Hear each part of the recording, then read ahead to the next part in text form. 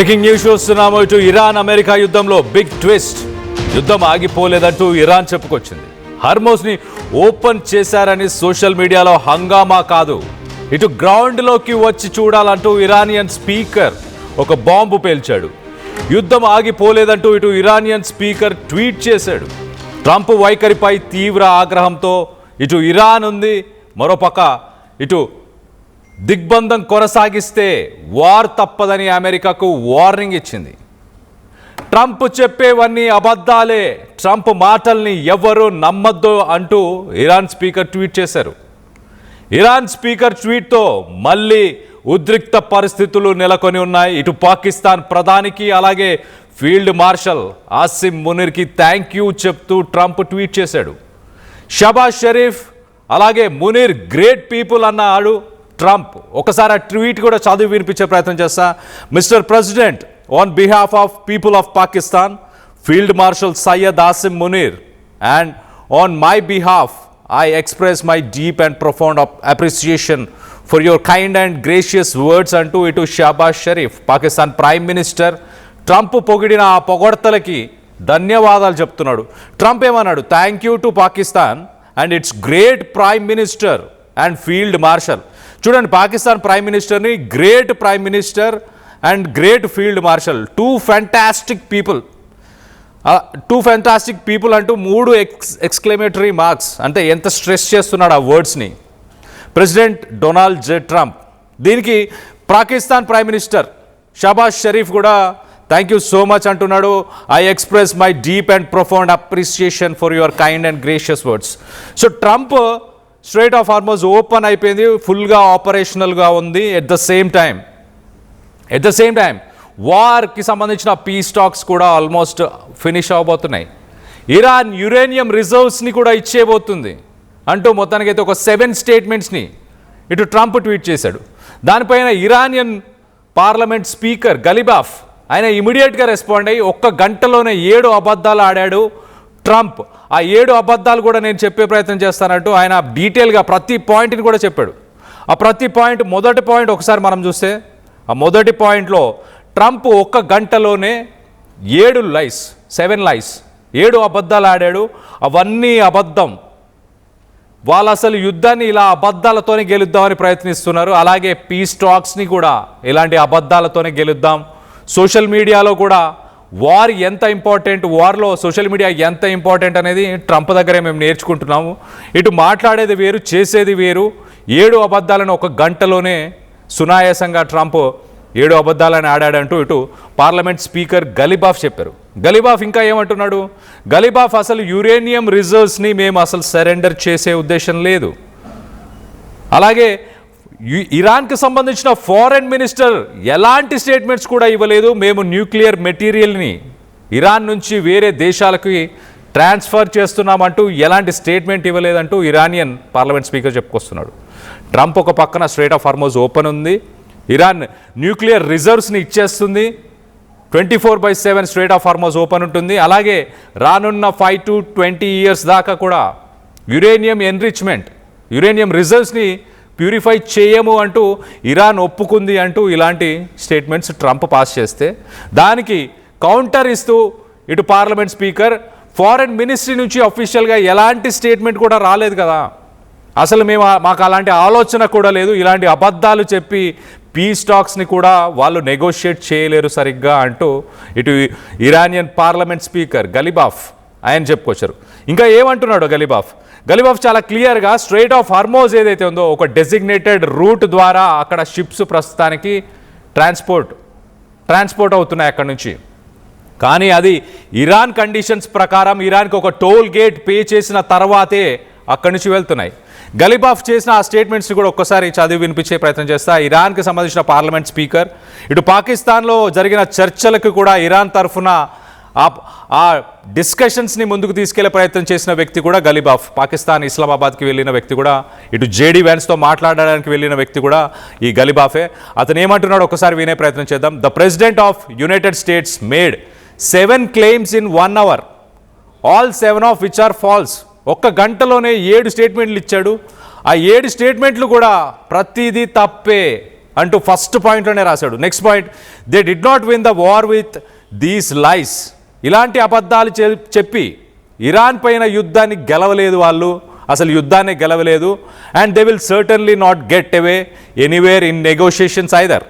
రానున్న పీస్ టాక్స్లో, రానున్న నెగోషియేషన్ టాక్స్లో, మీడియేషన్ టాక్స్లో ఖచ్చితంగా ఇలాంటి అబద్ధాలు చెప్పి వాళ్ళు నెగోషియేషన్స్ని కూడా ముందుకు తీసుకెళ్ళలేరు అంటూ చాలా క్లియర్గా సెకండ్ పాయింట్లో మెన్షన్ చేశాడు. మరి థర్డ్ పాయింట్ కూడా చెప్పే ప్రయత్నం చేస్తా. With the continuation of the blockade the strait of Hormuz will not remain open.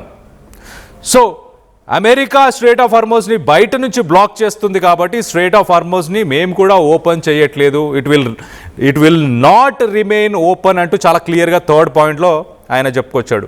మరి ఫోర్త్ పాయింట్ కింద ఒకసారి మనం చూస్తే, passage through the strait of Hormuz will become completely a designated route and with Iranian authorization.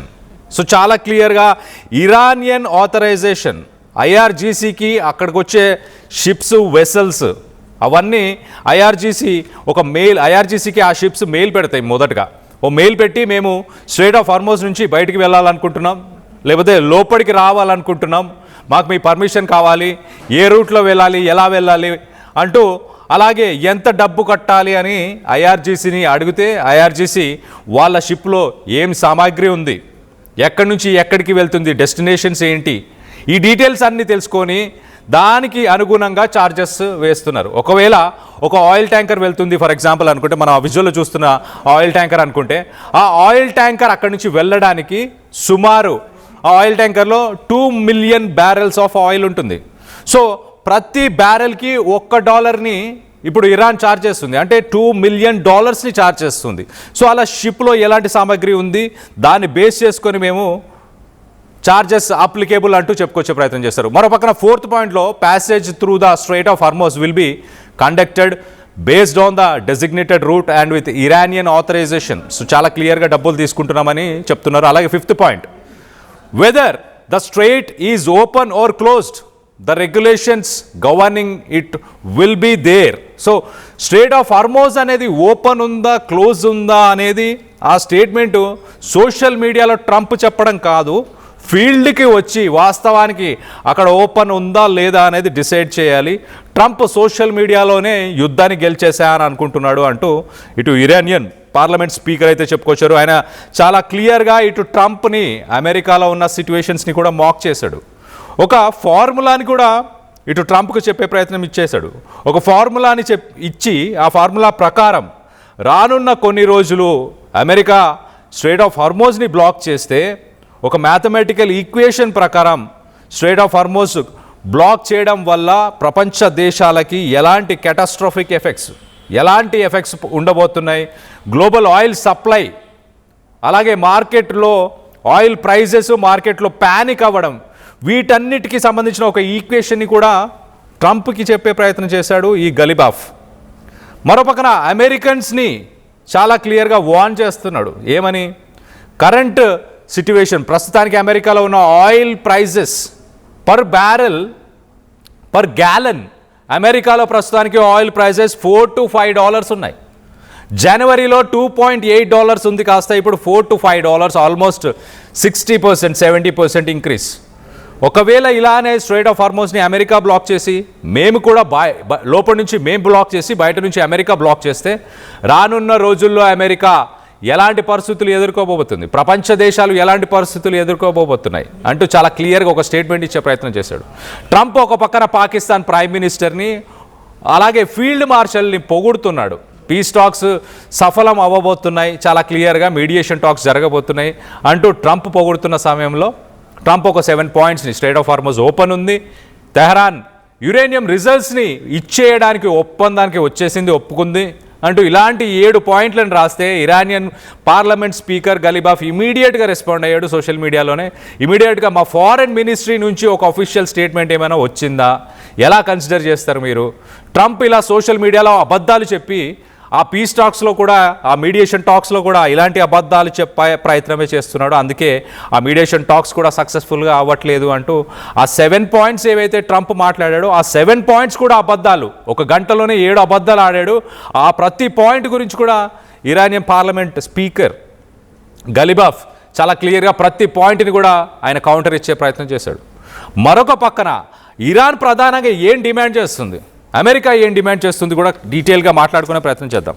ఇట America uranium రిజర్వ్స్ని ఒక 20 years దాకా ఎలాంటి nuclear program run అవ్వకూడదు, ఎలాంటి యురేనియం ప్యూరిఫికేషన్ 20 years చెయ్యొద్దు ఇరాన్ అంటూ అమెరికా, మరి ముఖ్యంగా ట్రంప్ ఒక పాయింట్ని ముందుకు తీసుకొచ్చే ప్రయత్నం చేశాడు. అలాగే స్ట్రైట్ ఆఫ్ హార్మోజ్ని ఎప్పుడు ఓపెన్ ఉంచాలి 24/7, అక్కడ ఉన్న మైన్స్ అన్నీ కూడా క్లియర్ చేయడానికి అమెరికా నావీకి హెల్ప్ చేయాలి ఇరాన్ అంటూ ట్రంప్ మరొక పాయింట్. సో మీడియేషన్ టాక్స్లో ఈ పాయింట్స్ని బిహైండ్ ద స్క్రీన్ డిస్కషన్స్ జరుగుతున్నాయి. పాకిస్తాన్ మీడియేషన్లో ఈ పాయింట్స్ని అమెరికా చెప్పిందంటూ ఇటు ఇరాన్కి ఆ పాయింట్స్ని క్యారీ చేసే ప్రయత్నం చేసింది.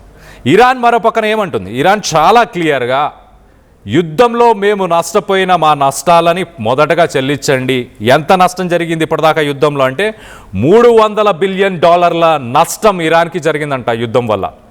$300 బిలియన్ అవి వెనక్కి కట్టాలి, అవన్నీ వెనక్కి ఇచ్చేయాలి. ఎట్ ద సేమ్ టైం ఇరాన్కి సంబంధించిన ఫారెన్ అసెట్స్, ఇరాన్ 40 సంవత్సరాల నుంచి ఏదైతే ట్రేడ్ చేస్తుందో ప్రపంచ దేశాలతో, సౌత్ కొరియా, ఖతార్, అలాగే మిగతా కంట్రీస్తో చేసిన ట్రేడ్కి సంబంధించిన పేమెంట్స్ని ట్రంప్ కంటే ముందు ప్రభుత్వాలు కూడా, ఇటు అమెరికన్ ప్రభుత్వాలు ఆ పేమెంట్స్ని ప్రపంచానికి సంబంధించిన ఇతర బ్యాంకుల్లోనే సీజ్ చేసి పెట్టింది. ఆ సీజ్ చేసి ఉంచిన ఆ డబ్బులని కొన్ని బిలియన్స్ ఆఫ్ డాలర్స్ ఉన్నాయి. ఖతార్ బ్యాంకులో ఒక $6 బిలియన్ ఉన్నాయి. వేరే బ్యాంకులో ఇటు సౌత్ కొరియా బ్యాంకులో కొన్ని బిలియన్స్ ఆఫ్ డాలర్స్ ఉన్నాయి. ఇలా మొత్తంగా కొన్ని బిలియన్స్ ఆఫ్ డాలర్స్కి సంబంధించిన ఫ్రీజ్ చేసిన ఆ డబ్బులని అమెరికా రిలీజ్ చేయాలి. At the same time uranium purification, uranium రిజర్వ్స్ని మేము యథేచ్ఛగా ప్యూరిఫై చేసుకుంటాం, అది మా సోవర్నిటీ, మా స్వాతంత్రం, మా ఇష్టానుసారంగా మేము దాన్ని వాడుకుంటాము అంటూ చెప్పుకొచ్చే ప్రయత్నం ఇరాన్ చేస్తుంది. సో ఇరాన్ చాలా క్లియర్గా ఫ్రోజన్ అసెట్స్ని రిలీజ్ చేయమంటుంది. ఎట్ ద సేమ్ టైం వార్కి సంబంధించిన రెపరేషన్స్ అంటారు, అంటే వార్కి సంబంధించిన నష్టాలు, యుద్ధంలో నష్టపోయాం కదా, ఆ నష్టాన్ని కూడా అమెరికా మాకు కట్టాలి, $300 బిలియన్ కట్టాలి అంటూ డిమాండ్ చేస్తుంది. మళ్ళీ గల్ఫ్ కంట్రీస్ నుంచి కూడా ఎలాంటి ఇబ్బంది రానున్న రోజుల్లో ఉండకూడదు, ఇజ్రాయెల్ మరి ముఖ్యంగా ఇజ్రాయెల్ నుంచి కూడా ఎలాంటి ఇబ్బంది ఉండకూడదు అంటూ ఇటు ఇరాన్ చెప్పుకొస్తుంది. ఇక్కడ ఇజ్రాయెల్ స్టాండ్ కూడా ఒకటిసారి చెప్పే ప్రయత్నం చేస్తా. ఇజ్రాయెల్ మాత్రం ఇరాన్ పైన యుద్ధాన్ని ససేమిరా ఆపకూడదు, ఎట్టి పరిస్థితుల్లో ఇరాన్ పైన యుద్ధాన్ని ఆపకూడదు, ఈ ఇరాన్ని భూస్థాపితం చేసేదాకా యుద్ధం ఆకూడదు అంటూ ఇటు ఇజ్రాయెల్ వార్ని పుష్ చేస్తుంది చాలా క్లియర్గా. హెజ్బుల్లా పైన దాడులు, హెజ్బుల్లాకు సంబంధించిన పీస్ టాక్స్ జరుగుతున్నాయి ఓ పక్కన, కానీ హెజ్బుల్లా ఇటు ఇజ్రాయెల్ హెజ్బుల్లా అలాగే లెబనాన్కి సంబంధించిన కొన్ని ప్రాంతాల్లో ప్రస్తుతానికి వైట్ ఫాస్ఫరస్ని యూజ్ చేస్తుంది. ఆ వైట్ ఫాస్ఫరస్ మిసైల్స్తోని వైట్ ఫాస్ఫరస్ని యూజ్ చేస్తుంది. ఆ వైట్ ఫాస్ఫరస్ వల్ల ఏమవుతుంది అని అంటే అక్కడ ప్రజలపైన ఆ పౌడర్ వైట్ ఫాస్ఫరస్ పడినా అది ఎంత తీవ్రంగా ఉంటుంది అని అంటే మనిషి బోన్స్లోకి, అంటే మనిషి ఇటు స్కిన్ మీద చర్మం పైన వైట్ ఫాస్ఫరస్ పడినా కూడా అది బోన్స్లోకి వెళ్ళిపోతుంది, వాళ్ళని జీవితాంతం వాళ్ళని శోభ పెడుతుంది, బాధ పెడుతుంది, శారీరకంగా కుంగతీస్తుంది. ఆ వైట్ ఫాస్ఫరస్ అక్కడ ఉన్న భూమి మీద పడిపోతే ఆ భూమిలో ఉన్న సారత్వం, ఫెర్టిలిటీ అదంతా కూడా క్షీణించిపోతుంది. సో ఇజ్రాయెల్ ప్రస్తుతానికి లెబనాన్ పైన దాడులని మిసైల్స్తో, బాంబ్స్తో కాదు, ప్రస్తుతానికి వైట్ ఫాస్ఫరస్ని యూజ్ చేస్తుంది. అలాంటి ఒక నీచమైన పనికి ఇజ్రాయెల్ పాల్పడుతుంది. అక్కడ వాళ్ళని శారీరకంగా, మానసికంగా, అక్కడ ఎలాంటి పంటలు పండకుండా అక్కడ భూమిలోని సారత్వాన్ని కూడా తీసే విధంగా ఇటు ఇజ్రాయెల్ ఒక పక్కన దాడులను కొనసాగిస్తూనే ఉంది. ఇది ప్రస్తుతానికి ఉన్న సిట్యువేషన్. ఇటు ట్రంప్ మరో పక్కన అతను చేస్తున్న స్టేట్మెంట్స్ అన్ని తప్పు అంటూ ఇరానియన్ పార్లమెంట్ స్పీకర్ గలీబాఫ్ చెప్పుకొస్తున్నారు చాలా క్లియర్గా. సో దీనికి సంబంధించి మీరేమనుకుంటున్నారు? పాకిస్తాన్ మరో పక్కన ట్రంప్ చేసే ఈ పిచ్చుకూతలు, ట్రంప్ మాట్లాడే ఈ ఫాల్స్ స్టేట్మెంట్స్ని పాకిస్తాన్ కూడా పొగుడుతుంది, పాకిస్తాన్ కూడా రిసీవ్ చేసుకుంటుంది. Thank you Trump for we are deeply happy about your response అంటూ ఇటు షాబాజ్ షరీఫ్ ట్రంప్ ట్వీట్ని కూడా ఆయన రీపోస్ట్ చేసి నన్ను పొగుడుతున్నాడు చూడండి, ప్రపంచ దేశాలు నన్ను చూడండి అంటూ షాబాజ్ షరీఫ్ అలాగే ఆసిమ్ మునీర్ వీరిద్దరు కూడా ఒక హ్యాపీనెస్ని ఎగ్జిబిట్ చేసే ప్రయత్నం చేస్తున్నారు. మరో పక్కన ఇరానియన్ పార్లమెంట్ స్పీకర్ గలిబాఫ్ మాత్రం చాలా క్లియర్గా ఇవన్నీ అబద్ధాలు, పాకిస్తాన్ పాత్ర కూడా సరిగ్గా లేదు, ఒకవేళ పాకిస్తాన్ తన రోల్ని ఫుల్ఫిల్ చేస్తే సరిగ్గా ఫుల్ఫిల్ చేసి ఉంటే కనుక ఈ మీడియేషన్ టాక్స్ మొదటిసారే అవి పూర్తయి ఉండేవి.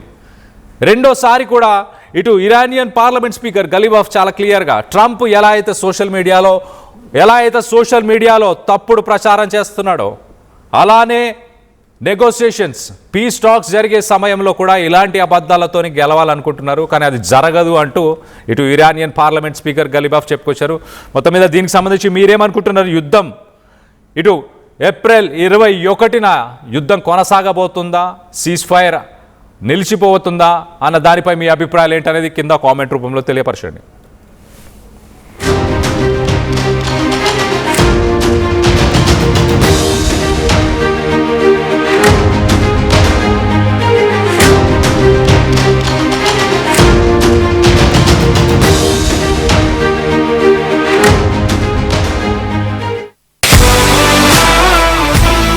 Bringing the industry expertise to the classroom. KL deemed to be university. చిన్న చిన్న ఆనందాలు 35 ఏళ్లుగా నా జీవితంలో లేవు. 35 ఏళ్లుగా నేను డైపర్లలో బ్రతికాను. 6 సెంటీమీటర్ల ఫిస్టులా నా మూత్రాశయంలో లీక్ కారణమైంది. ఎవరూ నాకు సహాయం చేయలేకపోయారు. AINUలో వైద్యులను కలిసే వరకు అక్కడ వారు రోబోటిక్ శస్త్రచికిత్సతో నాకు పరిష్కారం ఇచ్చారు. వారు నా ఆత్మవిశ్వాసాన్ని కూడా తిరిగిచ్చారు. Precision care makes it possible. The Center for Robotic Surgery at AINU